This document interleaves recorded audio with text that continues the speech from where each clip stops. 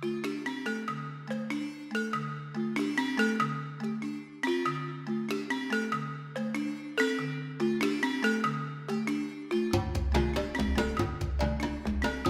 d'être présent pour cette 6e séance de notre cycle sur la transmission. Alors, on a le plaisir et l'honneur de recevoir ce soir Amida Demirdas et Chrytia Gomez. Alors, Amida Demirdas a de nombreuses références que je ne peux pas citer intégralement, mais elle a fait sa thèse aux États-Unis, au MIT, c'est ça, et elle a travaillé ensuite au Canada sur les langues amérindiennes. Voilà. Et entre-temps, elle est devenue maître de conférences, enseignante-chercheuse à l'Université de Nantes, où elle dirige le laboratoire de linguistique en collaboration avec le CNRS. Voilà, et Chrytia Gomez est doctorante et travaille en particulier sur la distribution et l'interprétation des pronoms dans la langue espagnole. Et là, donc, ce soir, elle va nous parler, comme le titre l'indique, de langue maternelle, langue d'héritage, langue seconde, acquisition et apprentissage. Voilà, la bonne écoute, bonne conférence. Alors, je vais d'abord, avant de vous remercier pour cette invitation, je vais vous présenter un peu c'est le laboratoire de linguistique de Nantes. Donc on vient tous les trois du laboratoire de linguistique de Nantes. Et le laboratoire de linguistique de Nantes, donc c'est une unité CNRS et Université de Nantes. Et comme vous voyez, on travaille sur beaucoup d'aspects différents du langage. Donc la comparaison des langues, la comparaison des propriétés des langues. Et comme vous voyez, avec du travail sur le terrain et une grande diversité de langues, donc des langues afro-asiatiques, des langues régionales comme le gallo, le breton, des langues romanes, germaniques, africaines, ainsi de suite, avec différents types de populations, des enfants, des adultes, des apprenants d'une langue première, des apprenants d'une langue seconde, des apprenants de l'acquisition normale ou pathologique, les locuteurs avec des troubles de la parole, les locuteurs sourds portant un implant cochléaire, ce genre de choses. Et on travaille sur donc toute une variété de questions qui concernent le langage. Et on était très contents de cette invitation. Donc d'abord parce que ça a été un plaisir d'intervenir dans ce contexte, mais également parce que quand on nous a contactés, on nous a dit on serait intéressé si vous aviez une intervention, un sujet, c'était en lien avec la notion de langue maternelle. Et on s'est dit, on était trois profs. Malheureusement, Cyril est parti à Toulouse, où elle a eu un poste de prof à Toulouse, et Isabelle Roy est dans des jurys de concours en ce moment. Donc voilà, donc au départ, on était trois profs, et on s'est dit, mais c'est chouette de nous poser cette question, parce qu'en général, les gens ne savent pas ce que les linguistes font, ou ce qu'on fait nous en tant que linguistes, et on nous demande toujours des choses qui sont à côté de la plaque. L'analyse du discours politique, ce genre de choses. Et là, on s'est dit, ça, c'est vraiment, vous voyez, ça tombe en plein dans nos thématiques de recherche, et c'est une très très belle question, et elle était très contente de faire cette intervention. Et sur la deuxième slide, diapositive, ce que je voulais vous montrer, c'est que on va parler des langues d'héritage, de ce que c'est que des locuteurs de langues d'héritage, et ça c'est dans le contexte d'un projet européen qui a été sur 8 pays avec 17 institutions, et nous en particulier à Nantes, on pilotait la partie sur les langues d'héritage. Voilà, c'est de ça dont on va vous parler aujourd'hui, ce que c'est qu'une langue d'héritage, ce que c'est que les problématiques que pose la notion de langue maternelle, le locuteur de langue maternelle, locuteur d'une langue seconde, locuteur d'une langue d'héritage. Quelles sont toutes les notions et pourquoi c'est intéressant. Alors, la première chose, c'est que je vais vous donner une présentation du type de recherche qu'on fait et de l'objectif des recherches que l'on fait. Et nos objectifs de recherche expliquent en fait, sont essentiels pour comprendre les questions qu'on se pose et les problématiques qu'on cherche à comprendre. Donc, en général, quand il y a une vision commune pour le linguiste, c'est qu'il décrit les langues. Il décrit les variétés de langues, les variantes et l'évolution dans le temps. Et en fait, nous, notre objectif, c'est pas la description et la classification des langues. On cherche à comprendre quelque chose qui est plus abstrait et qu'on et qui est ce qu'on appelle la faculté de langage, la capacité de langage. Et ce que ça veut dire, c'est que chaque individu qui parle une langue a un savoir, et ce savoir lui permet de comprendre et de produire potentiellement une infinité de phrases nouvelles et d'exprimer une infinité, donc en principe, de pensées différentes, illimitées, c'est théoriquement illimité. Et donc il y a une espèce de créativité du langage, c'est une capacité qui est universelle et qui est excessivement créative et qui, par exemple, cette capacité, cette créativité, ça la distingue du langage animal. Et ce qu'on essaye de comprendre, ce qu'on essaye d'étudier et de comprendre, c'est comment caractériser cette faculté de langage ou cette capacité créatrice de langage. Donc, ce qu'on essaye de comprendre, c'est qu'est-ce qui permet à un locuteur de comprendre et de produire des phrases qu'il n'a jamais entendues auparavant, et quel que soit le type de langue qu'il parle. Est-ce que c'est une langue vocale, orale? Est-ce que c'est une langue signée? Est-ce que c'est un locuteur monolingue? Est-ce que c'est un locuteur multilingue? Est-ce qu'on appelle la langue qu'il parle une langue, un patois ou un dialecte? Pour nous, ça n'a pas de... C'est simplement le savoir qui est à la source de sa capacité à produire et à comprendre un nombre en principe illimité de phrases dans sa langue, ou dans plusieurs langues. Et dans cette perspective, et ça c'est un point qui est important, on ne cherche pas à caractériser des langues spécifiques comme le français ou le chinois, parce que le français et le chinois, ce qu'on appelle le français et le chinois, ce sont des entités historiques, politiques et socio-culturelles. C'est-à-dire que entre différentes... si vous prenez par exemple les langues germaniques, eh bien, on va considérer que le néerlandais, c'est une langue différente de l'allemand, mais les ressemblances d'un point de vue scientifique entre le néerlandais et l'allemand sont beaucoup plus grandes que les différences entre, par exemple, deux dialectes du chinois. Donc, vous avez différentes langues, on en appelle certaines, on reconnaît à certaines langues un statut de dire c'est une langue nationale, et à certaines autres langues, on ne le reconnaît pas le statut, on dit c'est un patois, c'est un dialecte, c'est pas une langue. Mais ça, c'est le résultat de l'histoire, c'est le résultat c'est pas des propriétés scientifiques des langues. Voilà, donc je vais donner une citation connue qui dit qu'une langue nationale, c'est un dialecte avec une police et une armée pour la défendre.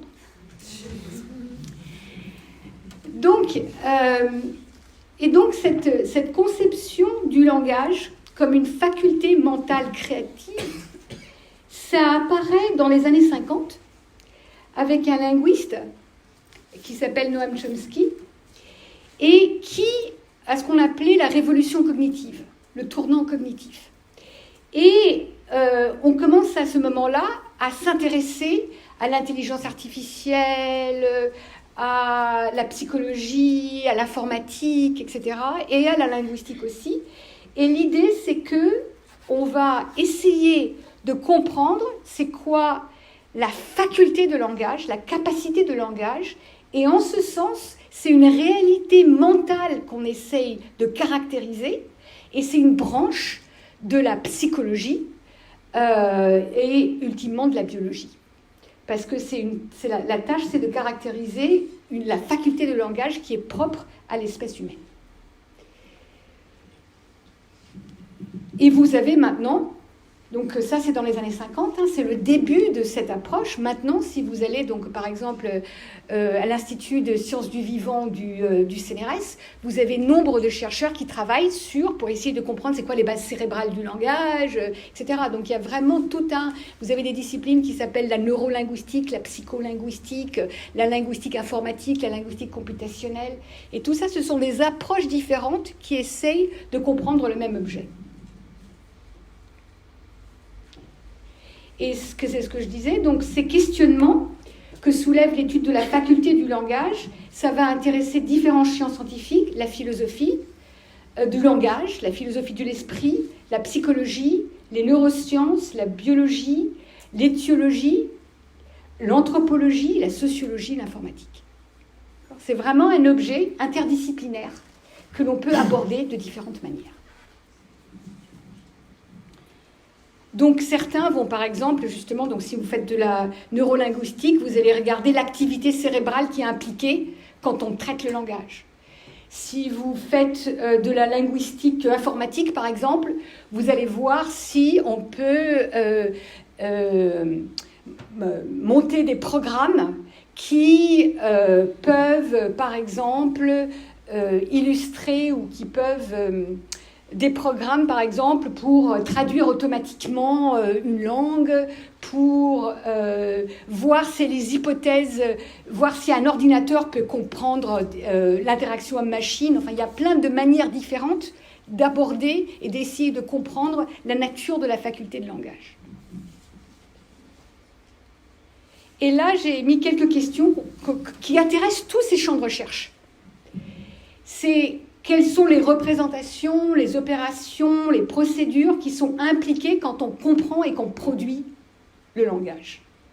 Comment est-ce que l'enfant apprend le langage? Comment est-ce que l'enfant est capable d'interpréter et de produire à un moment donné un nombre infini en principe de phrases, alors que son expérience linguistique, les données de langue auxquelles il est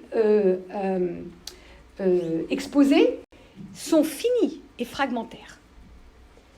Est-ce que les principes du langage les processus impliqués sont innés?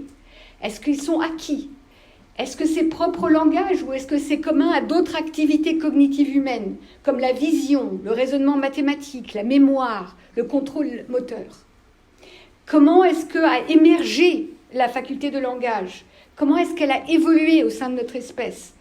Est-ce que le langage humain diffère d'autres modes de communication chez les animaux? Ce genre de questions. Donc, il y a plein de questionnements, et ces questionnements intéressent plein de champs et de disciplines différentes. Maintenant, la linguistique proprement dite,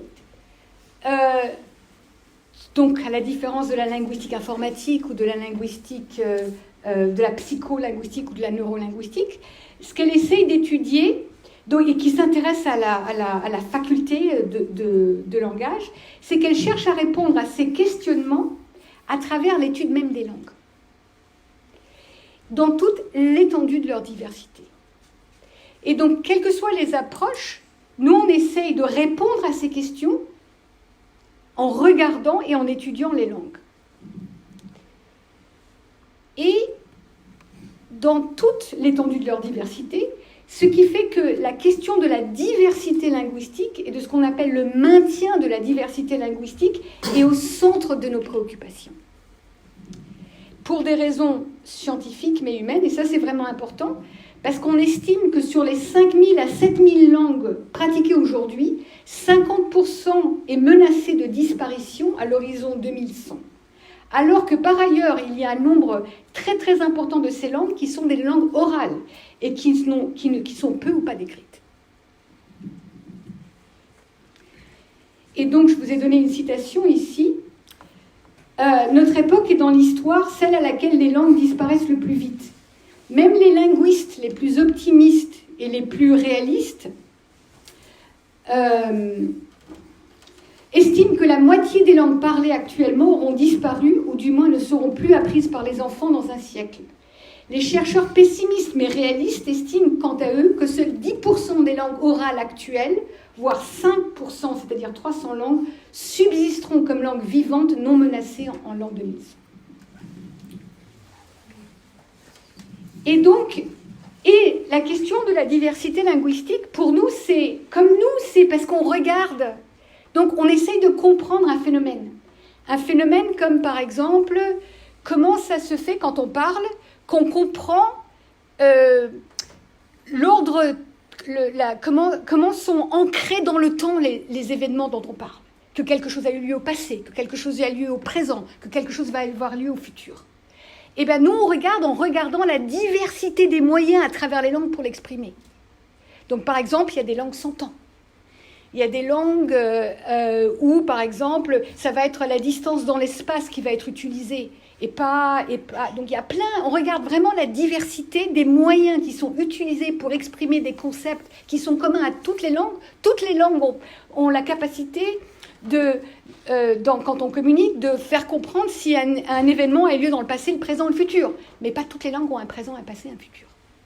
D'accord ? Donc nous, on essaye de comprendre, en regardant les langues, quelque chose d'abstrait, comme comment est-ce qu'on sait comment sont situés temporellement les événements, que des événements se chevauchent, que des événements ont eu lieu dans un passé lointain, etc.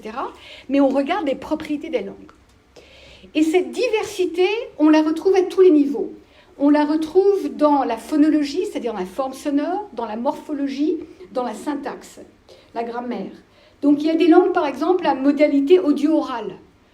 Donc où la modalité, c'est une modalité orale. Mais il y a des langues où la modalité n'est pas orale, c'est langue signée. Et là, c'est une modalité où c'est visuel et gestuel. Il y a des langues tonales, il y a des langues à clic, il y a des langues dont l'inventaire des systèmes sonores va de 12 à 141 sons distinctifs. Il y a des langues sans distinction non-verbe, et j'ai travaillé sur ces langues. Il y a des langues sans temps grammatical encodées sur le verbe comme le chinois. Donc il y a une énorme diversité des langues. Et on regarde cette diversité pour comprendre des propriétés fondamentales du langage. Et je signale que la diversité s'observe tant pour les langues parlées que pour les langues signées. Donc, comme pour les langues parlées, il existe autant de langues signées que de communautés différentes de locuteurs. Et la question est que malgré la magnitude de cette diversité, tout enfant normal est capable d'acquérir n'importe quelle langue humaine possible, et même plusieurs langues simultanément, si différentes soient-elles.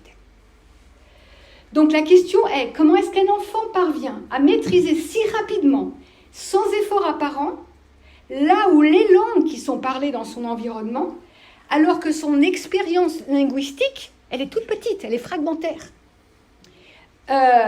Et comment est-ce qu'on peut concilier la remarquable diversité des langues avec le fait que, du point de vue de nos bases neuronales et de nos bases cognitives qui sous-tendent la capacité de langage, ce sont les mêmes.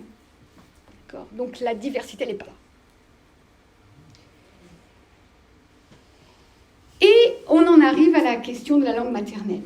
Donc le fait est que chaque enfant, d'où qu'il vienne, où qu'il soit né, quelle que soit son appartenance ethnique, ou quel que soit son statut socio-économique, quelle que soit son intelligence, acquiert sa langue maternelle. Chaque enfant, quelle que soit la langue cible à acquérir, passe en plus par exactement les mêmes étapes de développement dans ce processus et atteint une maîtrise native de la langue.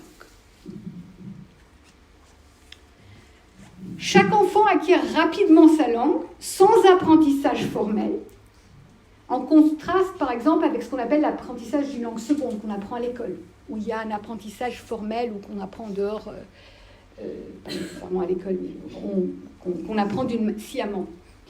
C'est un apprentissage implicite qui démarre bien avant la scolarisation. En fait, la scolarisation, tout ce que ça permet, c'est l'apprentissage de la langue écrite. C'est l'apprentissage explicite des règles de grammaire ou l'enrichissement du vocabulaire. Mais la capacité de langage et la faculté de langage, elle est déjà... La grammaire n'est peut-être pas la grammaire cible par rapport à la norme, mais la capacité de langage la capacité est là. Et ça, c'est un exemple pour vous montrer une divergence dans la grammaire des enfants par rapport à la langue cible. Alors, c'est l'anglais. Et la phrase, c'est « Nobody, personne, don't like me ». Personne ne m'aime.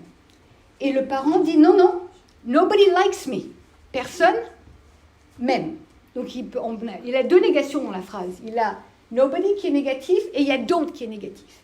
Et l'enfant répète « Nobody don't likes me ». Et le père répète 8 fois « Non, non, non, nobody likes me ». Et l'enfant dit, alors son père dit « Écoute, nobody likes me ». Et l'enfant répond « Non, nobody don't likes me ». D'accord ? Maintenant, qu'est-ce que l'enfant fait là ? Quelque chose qu'on trouve en russe, qui est une langue dans toutes les langues slaves, quelque chose qu'on trouve en gallo, qui est une langue régionale, quelque chose qu'on trouve dans l'anglais enfantin, quelque chose qu'on trouve dans énormément de langues. Ça s'appelle la concordance négative. Alors vous avez une phrase du russe là, et vous voyez, c'est exactement « Nobody did not come ». Donc il y a deux négations. Morphologiquement, il y a deux négations. Mais en général, si on dit « il n'est pas venu », ben, les deux négations s'annulent et on obtient une affirmation. D'accord ? Donc là, ce qui se passe, c'est que dans ces langues, il y a plusieurs marques morphologiques de la négation, mais c'est interprété comme une seule négation. Et ce n'est pas dans la langue cible de l'anglais. Donc le parent dit non, non, ça ne va pas du tout. Donc, peux-tu, je te répète, répète, écoute-moi. Et l'enfant continue à répéter les différentes marques de la négation. Mais ce phénomène qui s'appelle la concordance négative, c'est le phénomène, c'est beaucoup plus rare en fait, des langues où la double négation donne une affirmation. C'est beaucoup plus commun d'avoir beaucoup de marques morphologiques de la négation qui sont toutes interprétées comme une seule négation. Donc il y a quelque chose dans la grammaire de l'enfant qui apparaît au départ et divergent, qui est différent, qui ne correspond pas à l'attente ou à la grammaire de la langue cible, de l'anglais. Mais du point de vue d'un linguiste, bon oui, c'est normal, parce qu'il y a tellement de langues qui sont des langues à concordance négative. D'accord ? Et en fait, en russe, c'est obligatoire. C'est pas facultatif en russe. Donc l'étoile sur les parenthèses veut dire qu'on ne peut pas enlever la négation là. Donc en russe, on ne peut pas dire « personne vient ». On est obligé de dire « personne n'est pas venu » pour signifier que personne ne vient. Donc ça, c'est pour vous montrer que du point de vue de la grammaire de l'enfant, on se dit « ah, l'enfant il n'apprend pas à bien parler l'anglais ». Mais d'un point de vue d'un linguiste, c'est aussi bien formé que si c'était du russe adulte. C'est simplement un phénomène systématique à travers les langues. Et ce qui est intéressant, c'est qu'en général, dans toutes les langues, qu'elles soient à concordance négative ou pas, donc que ce soit comme le russe ou que ce soit comme l'anglais, les enfants passent par la même étape où ils ont de la concordance négative. C'est une propriété dans les étapes d'acquisition de la négation. Donc en fait, le russe, c'est plus facile à acquérir que l'anglais. Parce que pour l'anglais, il va falloir se dire « Ah non, non, je me suis trompée là. Il va falloir que je comprenne que je ne peux pas mettre de négation et que j'en ai seulement une. » Donc, ce que je voulais illustrer par ça, c'est qu'il y a une divergence par rapport à la grammaire de l'enfant, par rapport à ce qu'on appelle la langue cible. Donc lui, il doit apprendre l'anglais, il ne doit pas apprendre le russe. D'accord ? Donc, et il doit converger sur la grammaire de sa langue. Et il y a une différence. Maintenant, bien que la grammaire de l'enfant ne correspond pas à la norme, à la grammaire ciblée, c'est une grammaire attestée.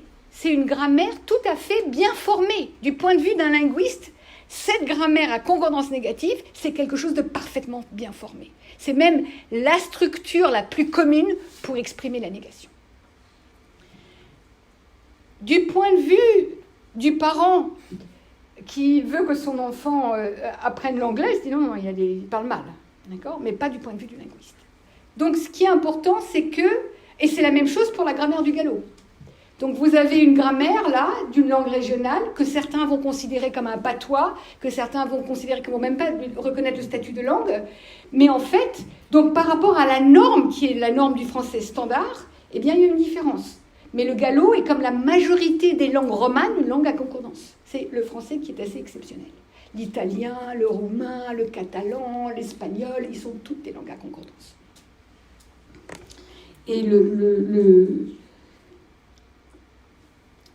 Donc les leçons à tirer là, c'est qu'une manière de parler qui va dévier par rapport à une norme ou un standard, qu'il s'agisse d'un locuteur enfant, qu'il s'agisse d'un locuteur d'un dialecte non standard, d'un patois, n'est pas mal formé.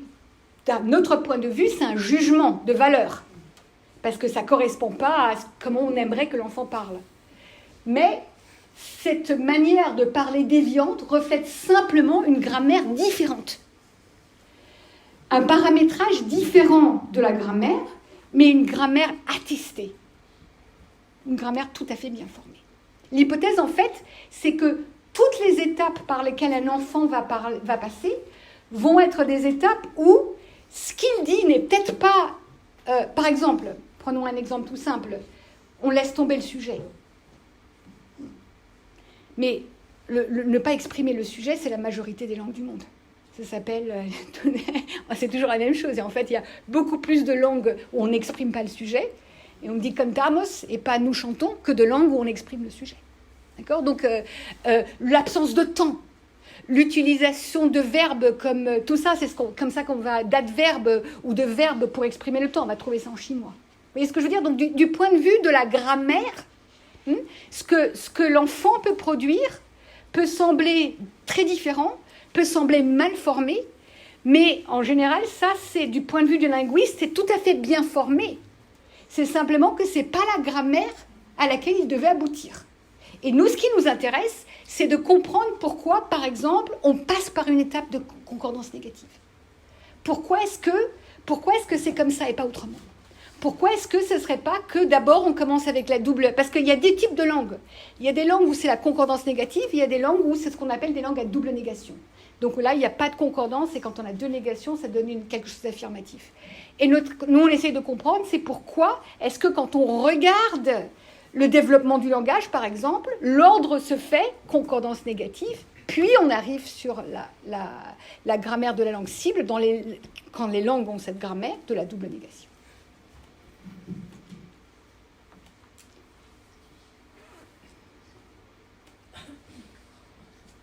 Donc, je reviens maintenant pour boucler sur ce point. Ce que le linguiste cherche à caractériser, c'est donc le savoir qui permet à un locuteur de comprendre et de produire des phrases jamais entendues auparavant. Ce que Chomsky a appelé la langue interne, individuelle ou intentionnelle, et c'est une manifestation particulière de la capacité ou de la faculté de langage. Et ça veut dire que le parler, ça c'est vraiment ce qui est important, le parler d'un locuteur est alors un objet riche et précieux pour le linguiste, quel que soit le statut qu'on lui accorde. Quel que soit le statut que les institutions lui accordent. Est-ce que les institutions considèrent que c'est un sociolecte, un dialecte, un patois, une langue ? Ou quels que soient les jugements de valeur que les communautés portent. C'est un objet riche et précieux parce que c'est le produit de la capacité humaine et créative de langage et c'est une fenêtre sur le fonctionnement de l'esprit humain.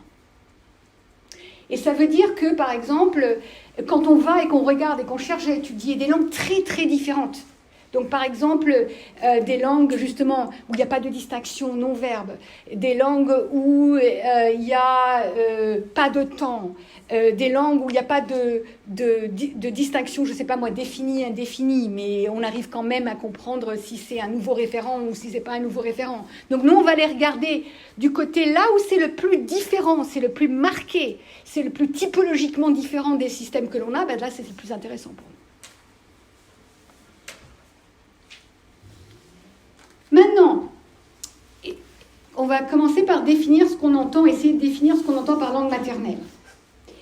Une langue maternelle, c'est donc une langue qu'on apprend depuis sa naissance. C'est une langue qui a été acquise avant 5 ans.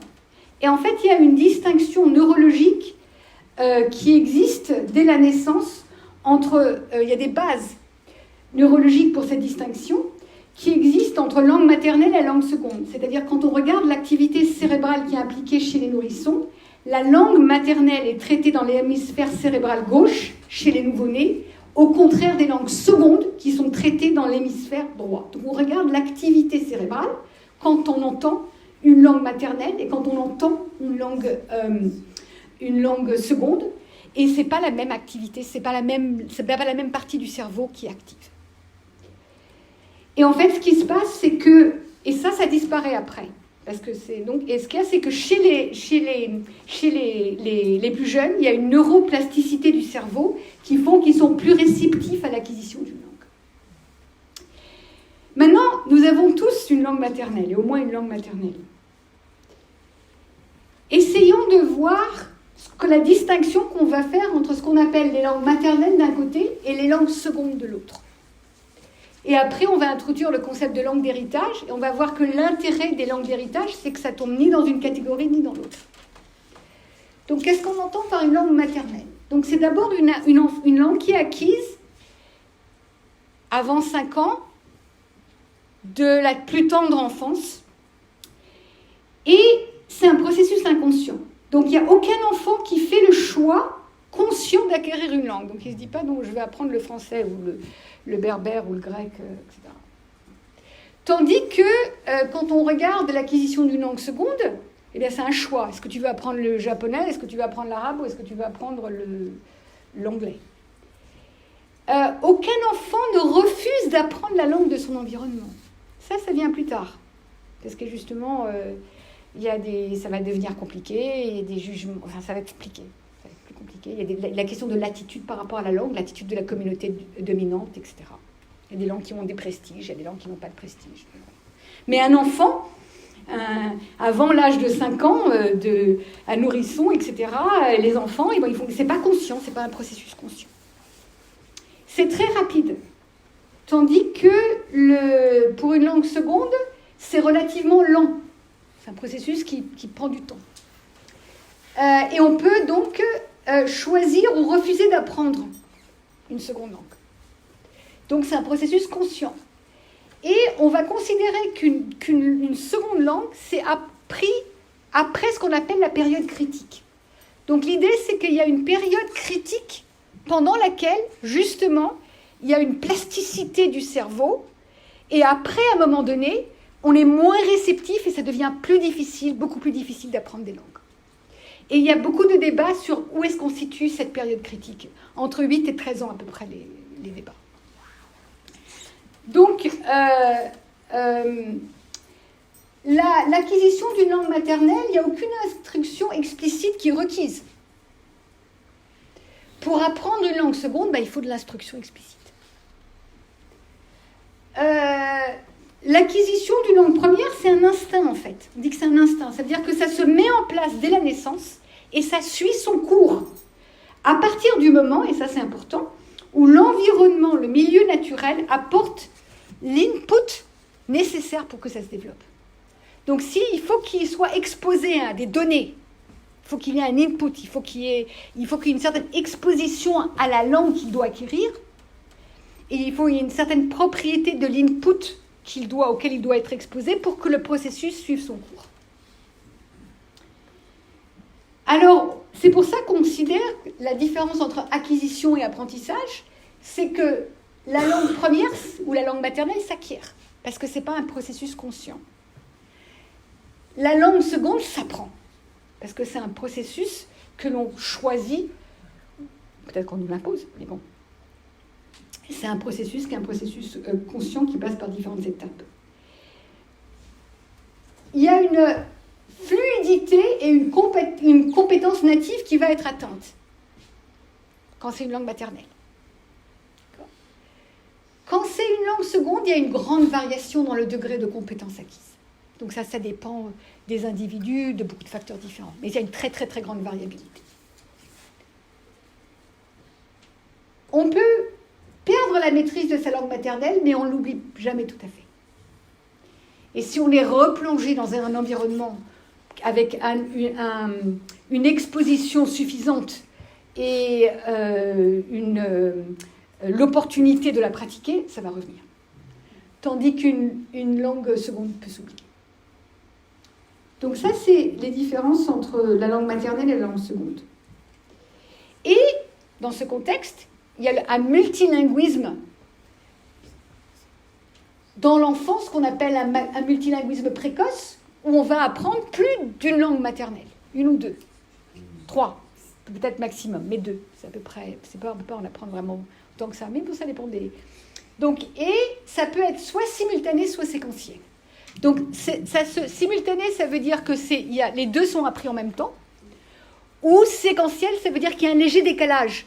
Il faut que ce soit appris dans la période dès la tendre enfance. Mais ça ne veut pas dire que les deux se mettent nécessairement... Il peut y avoir un léger décalage et une qui est apprise un peu avant l'autre. Et après, dans la période de l'adolescence, on va avoir un multilinguisme tardif. Et maintenant, ce qui nous intéresse, c'est l'acquisition des langues dites d'héritage. Et ça, c'est un champ de recherche nouveau qui est original dans le domaine des recherches sur le multilinguisme. Et ça implique des locuteurs de langue d'héritage. Alors, qu'est-ce que c'est qu'un locuteur de langue d'héritage ? C'est des langues qui sont acquises au même titre qu'une langue native ou une langue maternelle dès la plus tendre enfance, dans le milieu familial, mais qui n'est pas la langue parlée par la communauté dominante autour. Et comme ce n'est pas la langue qui est parlée par la communauté dominante, le degré de fluence, de compétence qui va être acquis va être très différent de celui d'un locuteur de langue native. Donc ce qui nous intéresse avec les langues d'héritage, c'est que ça a à la fois et des propriétés des langues maternelles ou des langues premières et des propriétés des langues secondes. Ça a des propriétés, je pense que je l'ai fait ici, non, ça viendra après. Oui. Après, j'ai un moment donné où c'est bien, toutes les propriétés sont comparées. Mais simplement pour expliquer pourquoi c'est important. C'est important... Donc, voici une définition un peu de locuteurs de langue d'héritage. Par définition, ils sont bilingues. Parce qu'ils parlent la langue qui est la langue d'héritage, qui est la langue parlée par les parents, par exemple, et il y a la langue dominante qui est parlée à l'extérieur. Donc, et il faut qu'ils entendent parler, et je dis bien entendre parler. C'est-à-dire que la question de savoir si c'est parler, mais c'est en tout cas entendre parler, depuis sa tendre enfance, dans son milieu familial, et de manière relativement simultanée, parce que c'est jamais complètement simultané, mais ça se chevauche beaucoup. Deux langues. La langue du foyer, donc la langue maternelle d'au moins un parent, ça peut être des deux parents, mais ça pourrait être d'être un seul parent, utilisée dans son milieu naturel. Et la langue dominante, qui est la langue de la communauté extérieure au foyer et qui est la langue principale de la scolarisation. Parce qu'évidemment, on peut mettre les enfants dans des écoles bilingues. D'accord ? Mais donc, c'est la langue de la scolarisation. Et ce qui se passe, c'est que la langue dominante qui est extérieure au foyer va devenir sa langue principale ou sa langue dominante. Et ce changement coïncide typiquement avec le moment de la scolarisation.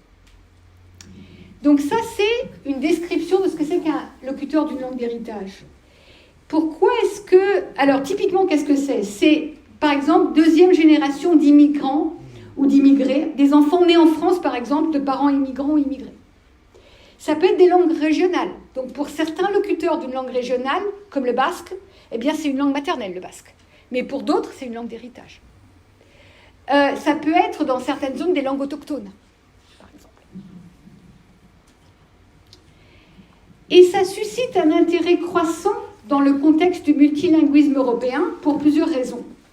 D'abord parce que la promotion et la préservation du multilinguisme est un objectif affiché de la Commission européenne, avec comme objectif linguistique la maîtrise de 3 langues. Deuxièmement, parce que c'est une réalité. C'est-à-dire que quand on regarde la population monolingue versus multilingue en Europe, ce que vous voyez, c'est que la population monolingue, elle est 35%. Et le reste, c'est multilingue. Donc c'est simplement une réalité du monde dans lequel on vit. C'est qu'on est de moins en moins monolingue. Il y a de plus en plus de contacts et voilà. Et que dans la plupart des grandes villes européennes, environ 40% des enfants grandissent dans un environnement multilingue avec une langue d'héritage parlée à la maison. Donc par exemple, Amsterdam et Rotterdam, les enfants d'immigrés constituent la majorité des écoliers. À Bruxelles, la deuxième génération constitue plus de 40% de la population scolarisée à long de plus d'un tiers. Donc c'est simplement la raison pour laquelle on s'intéresse à cette question, c'est parce que ça correspond à une réalité de la manière dont, aujourd'hui, on apprend et le langage se développe. C'est que ça ne se développe pas dans un contexte monolingue, ça se développe dans un contexte multilingue, et en plus un contexte multilingue où il y a ce déséquilibre entre les deux langues. Parce qu'il y a une langue qui est la langue d'héritage, et il y a une langue dominante.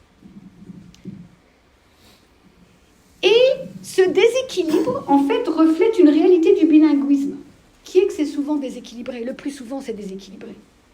Donc, c'est déséquilibré quand on maîtrise, donc bilinguisme, multilinguisme. Multilinguisme, c'est plus de deux langues, mais bilinguisme, c'est-à-dire qu'il va toujours y avoir une langue plus forte et une langue plus faible. Et en plus, le déséquilibre peut fluctuer, ça peut s'inverser. Moi, par exemple, je suis bilingue français-anglais. Parfois, c'est vraiment l'anglais qui est dominant. Si je suis dans un environnement anglophone et que je suis au Canada, je suis canadienne. Je suis au Canada, etc. Dans l'environnement, donc c'est l'anglais. Mais après, ici, si je n'ai pas l'occasion de parler anglais, c'est le français. Je veux dire, donc ça fluctue. D'accord ? Donc, ce qui se passe, c'est qu'on a de loin une situation courante la situation courante du multilinguisme. C'est vraiment dans des contextes comme ça où c'est déséquilibré. Et aussi, les langues sont toutes de plus en plus en contact constant.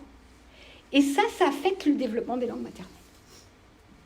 Donc tous ces facteurs font que quand on regarde la situation dans laquelle les langues maternelles se développent et s'apprennent, eh bien, il y a tous ces facteurs qui sont à prendre en considération, et c'est pour ça qu'il y a un intérêt pour les langues d'héritage. Alors, ce qui veut dire que les langues d'héritage, c'est un défi important pour plusieurs raisons. Premièrement, parce que c'est la taille, c'est ce qu'on vient d'essayer d'illustrer, c'est la taille des populations potentiellement concernées par le multilinguisme, déséquilibrées, vu la présence conséquente dans de nombreux districts scolaires, par exemple, simplement d'enfants européens d'immigrants. Que ça pose énormément de problèmes, parce que si la langue d'héritage est de faible prestige dans la société ambiante, on va avoir un déséquilibre linguistique qui va refléter une dynamique inégale de pouvoir entre locuteurs de la langue d'héritage et locuteurs de la langue dominante. Et ça va impacter le développement. Et donc, ça révèle les relations entre langue, identité, ethnicité, qui affectent l'acquisition des langues et qui peuvent contribuer à la perte de la langue. Et aussi parce que c'est une richesse, une ressource énorme. C'est-à-dire que dans un monde de plus en plus globalisé, le fait de savoir parler suffisamment de coréen, de japonais, d'arabe, de chinois, etc., c'est une richesse énorme. D'accord ? Et c'est une richesse qui n'est pas exploitée, qui n'est pas utilisée. Et donc, on a ce domaine de recherche émergent qui est intéressant parce que c'est sur les langues d'héritage, considérément indépendamment du bilinguisme, de l'apprentissage des langues secondes ou des langues étrangères. Et il y a plein de questions qui se posent, donc Chrysia vous parlera. C'est par exemple, est-ce qu'on peut trouver des avantages sélectifs pour les locuteurs de langues d'héritage par rapport à des locuteurs monolingues d'une part, ou à des apprenants qui font l'expérience d'acquérir une langue seconde. Donc ce qu'on essaie de voir, c'est est-ce qu'il y a des avantages à avoir une langue d'héritage qui peut nous distinguer d'un locuteur monolingue ou d'un locuteur d'une langue seconde ou étrangère. Et maintenant, il y a plein d'enjeux qui font que les langues d'héritage sont vraiment intéressantes, posent des défis scientifiques. Ça ne se conforme pas à la dichotomie locuteur natif, locuteur non natif. Locuteur langue première, locuteur langue seconde. Pourquoi ? Parce qu'à la différence des locuteurs de langue seconde, un locuteur d'une langue d'héritage est exposé à la langue cible pendant la période critique. Donc ça, de ce point de vue-là, ça ressemble à une langue maternelle. À la différence des locuteurs natifs, mais comme les locuteurs de langue seconde, pourtant, le locuteur ne va pas converger sur la grammaire, sur la langue cible. Donc, et elle va pas être apprise nativement. Et il va y avoir une très grande variabilité dans le degré de compétence atteint, allant de ce qu'on appelle une compétence réceptive, donc on comprend seulement, à une compétence déséquilibrée des deux langues, où il y a une langue majoritaire qui est fortement dominante. Et vous avez vraiment des effets de langue. Moi, je me souviens très bien, la première fois où quand j'avais commencé à travailler sur ça, j'étais dans le tram à Nantes, Et j'étais, vous savez, là où il y a 4 sièges, et j'avais 2 vieilles dames kabyles et une jeune fille de 13 ans. Et les 2 dames parlaient kabyle, et la jeune fille écoutait tout et répondait en français. Donc toute la conversation a eu lieu, elle comprenait tout ce qu'il disait, elle répondait, mais elle ne répondait jamais en kabyle, elle répondait en français. Donc là, c'est une compétence réceptive. Mais ce n'est pas une compétence. Et donc ça, c'est vraiment ce qui fait que c'est vraiment intéressant comme processus. Donc là, on a essayé de montrer les similarités les différences entre la langue maternelle et la langue d'héritage. Donc, dans les 2 cas, c'est un processus inconscient. Parce que c'est dans les 2 cas, il n'y a pas le choix conscient d'acquérir une langue, parce que ça se fait depuis la plus tendre enfance. On est depuis la tendre enfance dans un milieu où la langue est parlée. Mais j'ai changé en rouge et j'ai mis pour la langue maternelle, aucun enfant ne refuse d'apprendre la langue de son environnement, et j'ai mis aucun tout jeune enfant ne refuse d'apprendre la langue de son environnement. Parce que très vite, et je ne sais pas, ça peut être très jeune, il va y avoir des attitudes par rapport à la langue d'héritage qui font que l'enfant peut refuser de l'apprendre. Ça, c'est typique si vous avez... Il y a des langues qui ont un certain prestige. Donc, il y a des langues qui ont beaucoup moins de prestige et où c'est plus mal vu. Ça va affecter. Dans les 2 cas, c'est en milieu naturel. Alors, c'est très rapide dans le cas de la langue maternelle. On n'atteint pas une compétence de locuteur natif. Donc, on ne peut pas dire que c'est très rapide, parce que ça ne converge pas sur la langue cible. Il n'y a pas...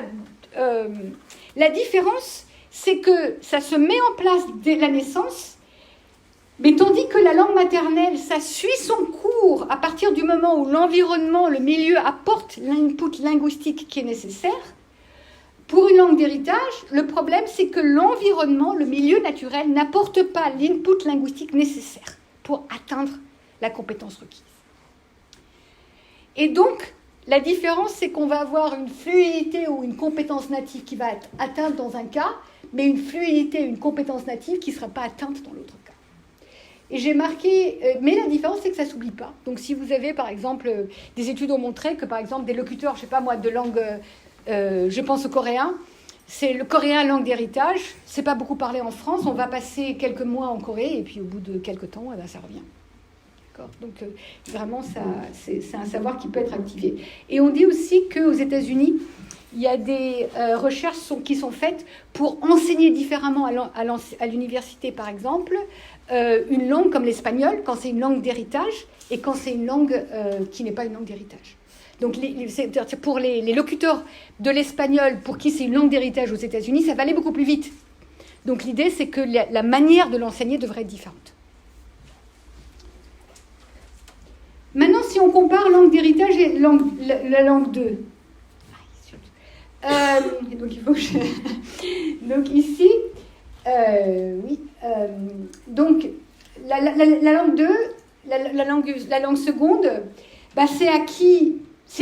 Vous voyez là où c'est différent, là où c'est vraiment similaire entre la langue d'héritage et la langue seconde, c'est qu'il y a une grande variation dans le degré de compétence acquis.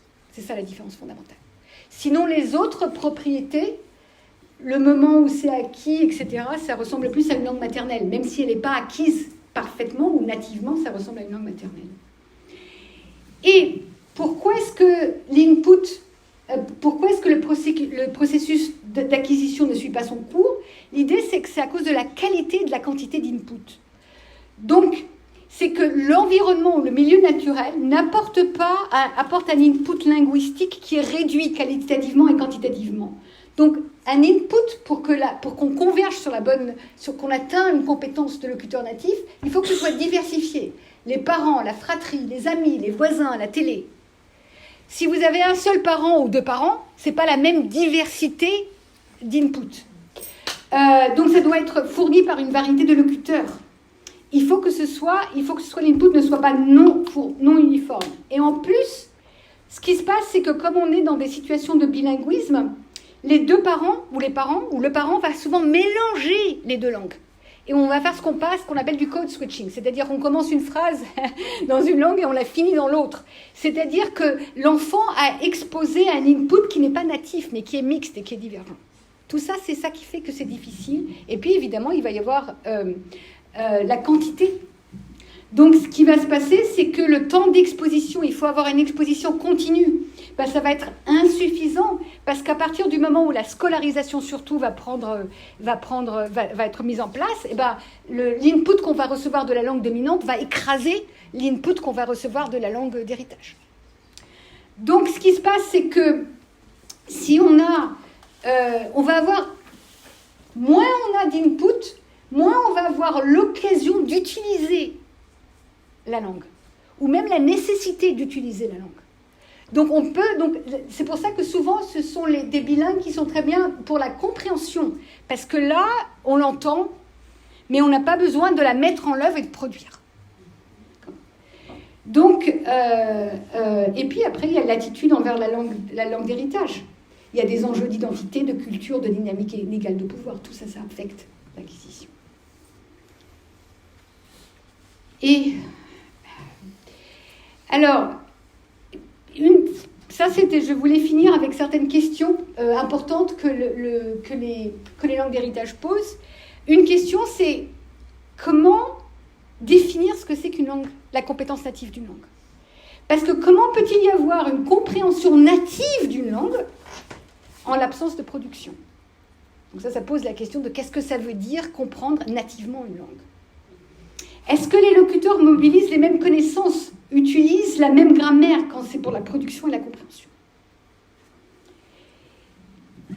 Et est-ce qu'il y a deux manières de voir l'acquisition des langues d'héritage? Une manière, c'est de dire que c'est une acquisition incomplète.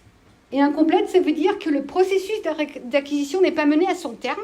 Et il va y avoir des aspects de la grammaire de la langue qui ne vont pas être acquis, parce qu'il n'y a pas l'input pour les acquérir. Une autre possibilité, c'est ce qu'on appelle l'attrition. Et l'attrition, c'est-à-dire qu'on va perdre quelque chose qu'on avait acquis. Donc, c'est des aspects de la grammaire qui sont acquis, mais perdus, parce qu'il n'y a pas une exposition, parce que l'exposition est interrompue, ou la qualité ou la quantité, il y a un déséquilibre dans la quantité d'input. Et il y a une manière de distinguer ces deux hypothèses, c'est qu'on compare la grammaire enfantine et la grammaire adulte de locuteur d'une langue d'héritage. Et si on a une propriété qui est absente et de la grammaire enfantine du locuteur et de la grammaire adulte du locuteur, ben c'est qu'elle n'a jamais été acquise. Mais si en revanche on trouve qu'il y a une propriété que quand c'était un locuteur plus jeune ou un enfant avait cette propriété-là, mais elle n'est plus là dans la grammaire adulte, donc ça c'est des suivis longitudinaux, et bien à ce moment-là ça veut dire que c'est de l'attrition et qu'on l'a perdu.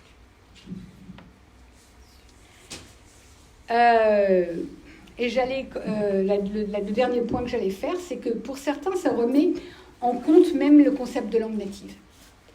Et l'idée, c'est que le problème, c'est que le degré de compétence, ce qu'on appelle la compétence native, eh ben, on prend comme standard ou comme norme la compétence d'un locuteur monolangue d'une langue dominante. Et donc, à ce moment-là, le critère déterminant devient la divergence par rapport à la grammaire de la langue dominante. Et ça pose des problèmes de comment... ça remet... Est-ce que c'est scientifique ou c'est idéologique, quelque part? Alors, voilà, je vais passer la parole à Christian.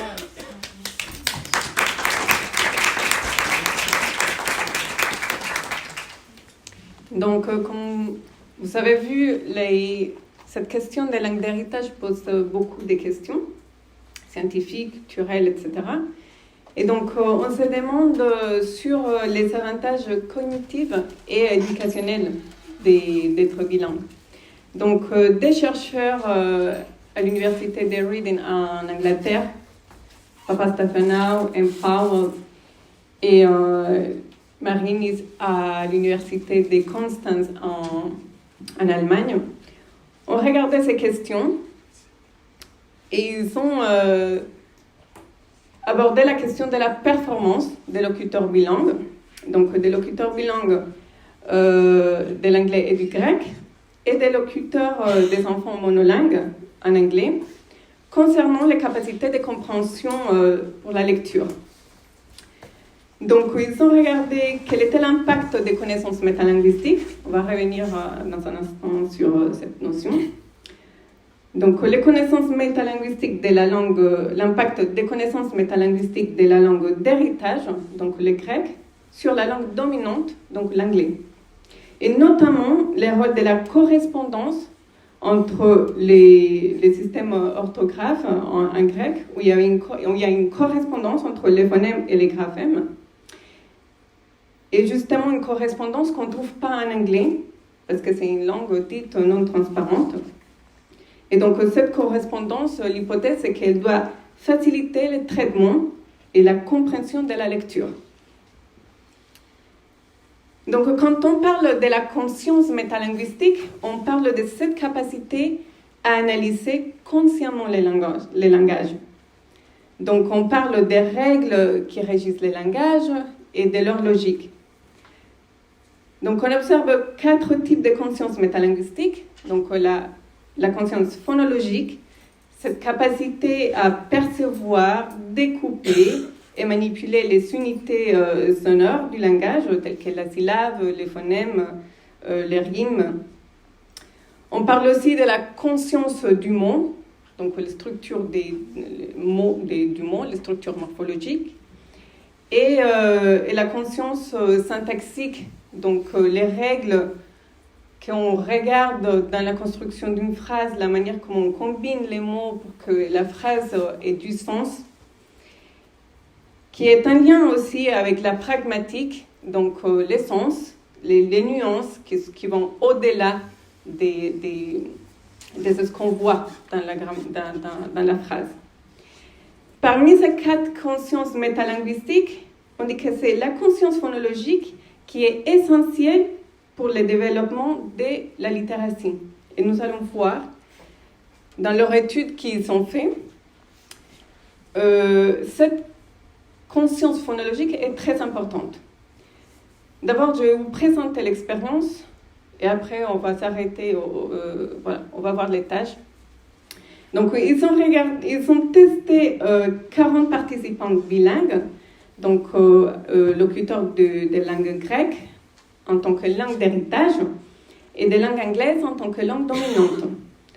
C'était une étude longitudinale, donc ils ont testé 20 enfants pendant à l'année, c'est ce qu'on dit là, la première année, et 2 ans après, ils ont testé les mêmes enfants, donc ils étaient un petit peu plus âgés, c'est pour ça qu'il y a l'âge moyenne, donc il y a une âge différente, mais c'est les mêmes enfants. Et cette population a été contrastée avec des enfants monolingues, toujours 40 enfants, et toujours année 1 et année 2. Et vous voyez que l'âge n'est pas complètement différent, il y a quelques mois d'écart. Et donc, du coup, on a regardé 2 langues qui sont complètement différentes.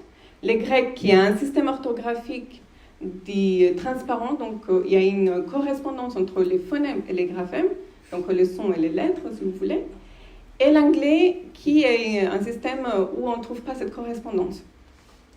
Et dans leur expérience, dans leur protocole, il y avait 2 tâches d'efficacité du traitement phonologique, la fusion des sons et l'élision, et 2 tâches d'efficacité de lecture des mots, avec des mots réels et des mots, des pseudomots, des mots enfantins. Donc, ces 4 étages ont été testés dans les 2 langues. Donc, il y avait les tâches liées au décodage phonologique, la fusion des mots, par exemple, où l'enfant écoute une séquence des mots, des sons séparés, des sons d'un mot, et l'enfant doit fusionner les sons afin de former un mot. Un mot cible. Donc, on a un exemple en grec. Donc, l'enfant devait entendre, il entend séparément les sons A, le, I, V, M, O, Z, pour les mots arythmos en grec. Ensuite, il y avait la tâche d'élision, un découpage phonologique, où l'enfant doit prononcer un mot en supprimant une syllabe, un phonème ou la racine. Donc, on a un exemple, les moni, et si on enlève le, on a moni. Et ça, ce sont des tâches qui devraient être plus faciles pour les enfants en grec, dans leur langue d'héritage, parce qu'il y avait cette correspondance par rapport à l'anglais, où il n'y avait pas cette correspondance. Et il y avait encore les deux tâches d'efficacité de lecture des mots. Et donc, dans une tâche, on avait des mots réels, et l'enfant doit lire correctement le plus grand nombre de mots en 45 secondes. Et dans l'autre tâche, il faisait la même chose, mais sur des mots inventés, mais avec la même vitesse. C'est-à-dire, c'était exactement la même tâche, mais les mots, c'était des vrais mots et des mots inventés. Le résultat. Donc, nous avons dans les premiers graphes la comparaison des langues dans la population bilingue. Donc, si vous voyez, on a une tendance. La tendance, c'est que alors, les couleurs bleues, c'est pour les enfants quand ils étaient plus âgés, donc l'année 3. Et les noirs, c'est quand les enfants étaient plus jeunes, la première année. La tendance, c'est que les enfants ont une meilleure performance dans la deuxième fois qu'ils ont été testés. Et là, donc il y avait un effet d'âge, c'est-à-dire l'âge faisait une différence par rapport à la performance, mais il y avait aussi un effet des langues, c'est-à-dire qu'il y a une tendance, et la tendance c'est qu'ils ont une meilleure performance en anglais par rapport au grec. Et vous voyez, les barres en bleu sont toujours plus grandes, plus hautes que les barres en grec. Ensuite, dans le deuxième graphe, on a la différence entre les monolingues et les bilingues. On a d'un côté les bilingues représentés par la couleur grise et noire, et les monolingues avec les couleurs bleues. Les enfants plus jeunes, toujours dans les couleurs claires, et les enfants, quand ils étaient plus âgés, dans les couleurs foncées. Là, la tendance, elle est différente. On voit que pour les 4 étages, les enfants ont été meilleurs, les enfants qui étaient meilleurs ou qui avaient des meilleures performances, c'était les bilingues, et pas les monolangues. Et qu'est-ce que ça veut dire? C'était quelque part attendu que les enfants bilingues soient plus performants dans la langue dominante parce qu'ils sont scolarisés dans cette langue. Donc, ils ont il y a une exposition plus forte dans la langue dominante que dans la langue d'héritage. Par contre, ce qui est plus intéressant, c'est que les enfants bilingues sont plus performants que les enfants monolingues. Et ça, c'est ce qu'on avait dans notre deuxième graphique. Et donc, la conclusion de cette étude, c'est que l'exposition à une langue d'héritage dont le système orthographique est transparent développe la conscience phonologique dans la langue dominante. Et ce que ça implique, ou la conséquence ou l'impact pour les bilinguismes, c'est que cette conscience métalinguistique en langue d'héritage permet de développer des capacités de traitement mises en œuvre pendant la lecture dans la langue dominante. Voilà, c'est tout. Merci beaucoup.